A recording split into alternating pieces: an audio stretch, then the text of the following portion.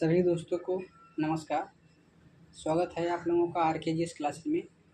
हम रसायन विज्ञान के महत्वपूर्ण प्रीवियस ईयर प्रश्नों की श्रृंखला करा रहे हैं जो विभिन्न एग्जाम में पूछे गए हैं, जैसे RRB, NTPC, CDS, SSC, BSSC, BPSC और सीडीएस इत्यादि एग्जाम में पूछे गए हैं तथा आगे आने की भी संभावना है।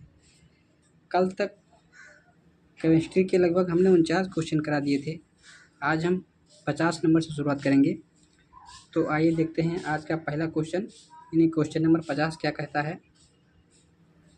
डॉट डॉट इलेक्ट्रॉनों की समान संख्या वाले परमाणु या अणु या आयन होते हैं। यानी जो इलेक्ट्रॉन के समान होते हैं, चाहे वो परमाणु हो या अणु हो या आयन हो, तो उन्हें क्या कहते हैं। पहला है आइसोटोन्स, बी है आइसोटोप, सी है आइसो इलेक्ट्रॉनिक और डी है वैलेंस आइसो इलेक्ट्रॉनिक। ये आरआरबी एनटीपीसी 2016 में पूछा गया क्वेश्चन है। तो 50 का जो राइट आंसर होगा वो हो जाएगा आइसो इलेक्ट्रॉनिक, यानी जिसमें इलेक्ट्रॉन के समान परमाणु, अणु और आयन समान होते हैं उन्हें आइसो इलेक्ट्रॉनिक कहते हैं। तो 50 का जो राइट आंसर होगा वो हो जाएगा आंसर नंबर सी। आइए देखते हैं क्वेश्चन नंबर 51। दो तत्व कैल्शियम परमाणु क्रमांक 20 और आर्गन परमाणु क्रमांक 18 है। दोनों तत्वों की द्रव्यमान संख्या 40 है। ऐसे तत्वों को क्या कहते हैं। पहला है समन्यूट्रॉनिक, बी है सम आयतनिक, सी है समभारिक और डी है समस्थानिक। तो 51 का जो राइट आंसर हो जाएगा वो हो जाएगा समभारिक, यानी जिसमें परमाणु क्रमांक अगर समान हो किसी तत्व में तो वो समभारिक कहलाते हैं। तो 51 का जो राइट आंसर होगा वो हो जाएगा आंसर नंबर सी। आइए देखते हैं क्वेश्चन नंबर 52। किसी परमाणु के उच्चतम ऊर्जा स्तर में स्थित इलेक्ट्रॉनों की डॉट डॉट कहा जाता है। यानी अगर किसी परमाणु के अगर जो इलेक्ट्रॉन होते हैं अगर उसमें ऊर्जा उच्चतर है तो उसे क्या कहते हैं। पहला है संयोजकता प्रोटॉन्स, बी है कक्षीय इलेक्ट्रॉन्स, सी है संयोजकता इलेक्ट्रॉन्स और डी है कक्षीय प्रोटॉन्स। ये एसएससी 2016 में पूछा गया क्वेश्चन है। तो क्वेश्चन नंबर 52 का जो राइट आंसर हो जाएगा वो हो जाएगा संयोजकता इलेक्ट्रॉन्स, यानी अगर किसी परमाणु के उच्चतम ऊर्जा स्तर में जो स्थित इलेक्ट्रॉन है वो कहेंगे संयोजकता इलेक्ट्रॉन।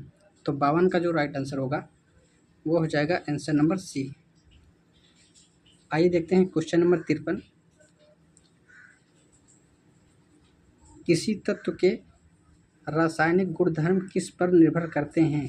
अगर कोई तत्व है तो उसमें जो रासायनिक केमिकल जो प्रॉपर्टीज होती हैं वो किस पर निर्भर करता है। पहला है तत्व की सबसे बाहरी कोश में इलेक्ट्रॉनों की संख्या, बी है तत्व के समस्थानिकों की संख्या, सी है तत्व की द्रव्यमान संख्या, डी है तत्व में न्यूट्रॉनों की कुल संख्या। ये भी सीडीएस 2017 में पूछा गया क्वेश्चन है। तो क्वेश्चन नंबर 53 का जो राइट आंसर हो जाएगा वो हो जाएगा तत्व की सबसे बाहरी कोश में जितने इलेक्ट्रॉन होंगे वो किसी तत्व के रासायनिक गुणधर्म की जो प्रॉपर्टी है वो बताता है। तो 53 का जो राइट आंसर होगा वो हो जाएगा आंसर नंबर ए। आइए देखते हैं क्वेश्चन नंबर 54। रेडियो सक्रियता यानी जो रेडियो एक्टिविटी है की परिघटना की खोज किसने की थी। पहला है मैरी क्यूरी, बी है पियरे क्यूरी, सी है हेनरी बेकरेल और डी है जे थॉमसन। ये एनडीए 2013, एसएससी 2015 और आरआरबी एनटीपीसी 2016 में पूछा गया है और आगे आने की भी ये क्वेश्चन की संभावना है।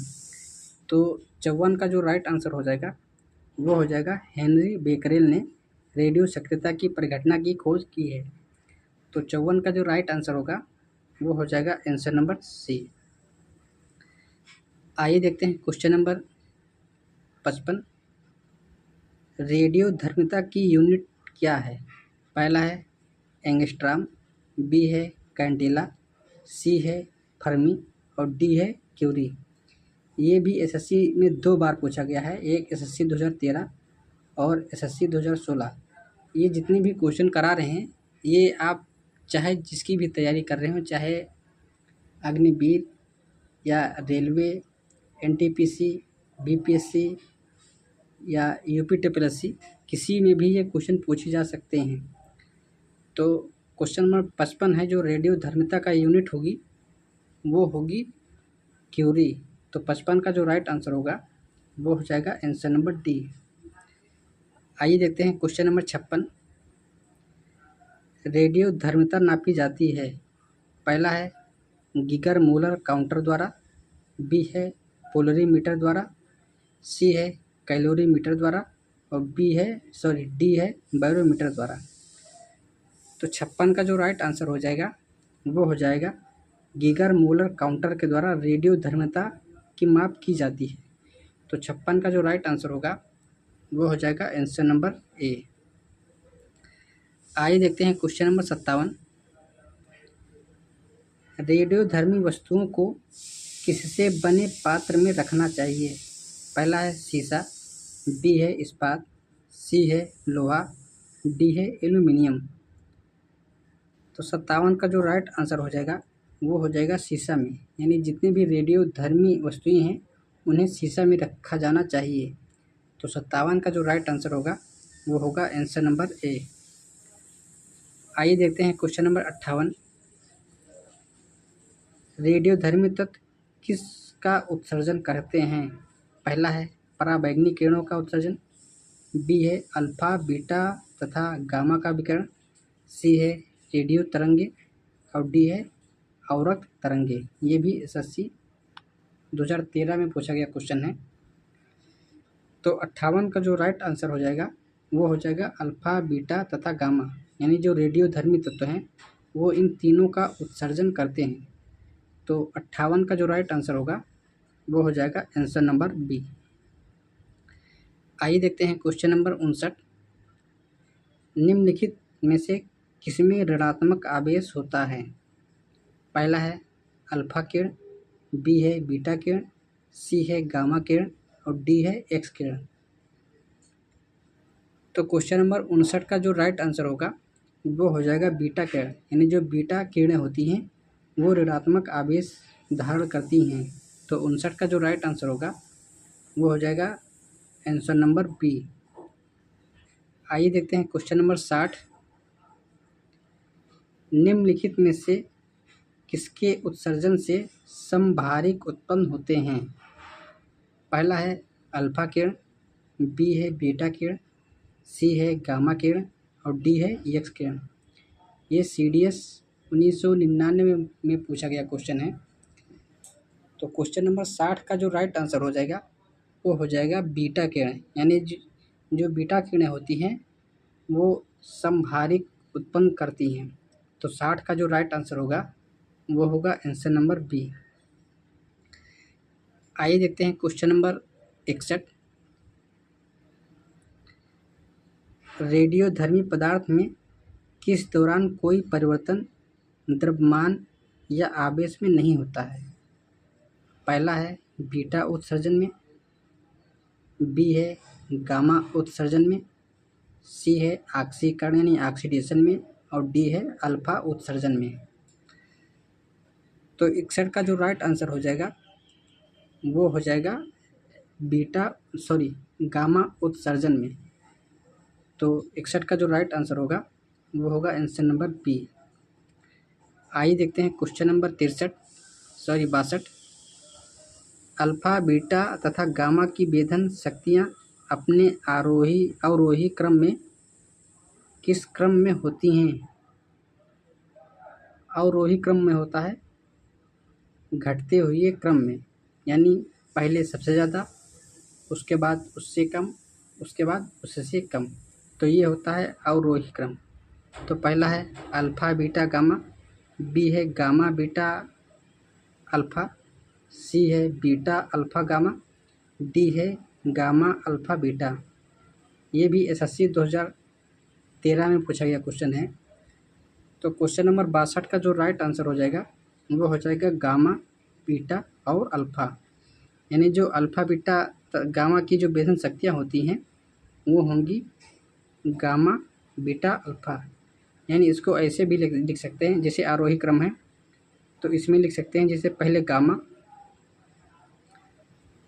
की होगी, उसके बाद होगी बीटा की, उसके बाद हो जाएगी अल्फ़ा की।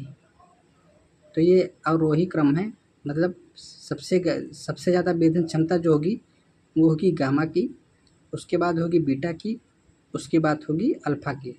तो इसे कहते हैं अवरोही क्रम। आइए देखते हैं क्वेश्चन नंबर 63। न्यूनतम पारगम शक्ति किरण कौन सी है? पहला है अल्फ़ा किरण, बी है एक्स किरण, सी है गामा किरण और डी है बीटा किरण। तो क्वेश्चन नंबर 63 का जो राइट आंसर हो जाएगा वो हो जाएगा अल्फ़ा किरण की जो बेधन शक्ति होती है वो सबसे कम यानी न्यूनतम होती है। तो 63 का जो राइट आंसर होगा वो होगा आंसर नंबर ए।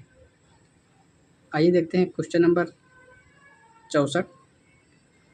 अल्फ़ा कण में क्या होते हैं? पहला है 2 प्रोटॉन व 2 न्यूट्रॉन, बी है 1 प्रोटॉन व 4 इलेक्ट्रॉन, सी है 2 प्रोटॉन व 4 न्यूट्रॉन और डी है 1 प्रोटॉन व 1 न्यूट्रॉन। ये क्वेश्चन CDS 2007 में पूछा गया क्वेश्चन है। तो 64 का जो राइट आंसर होगा वो होगा 2 प्रोटॉन व 2 न्यूट्रॉन। यानी अगर कोई अल्फ़ा कण है तो उसमें 2 प्रोटॉन व 2 न्यूट्रॉन होते हैं।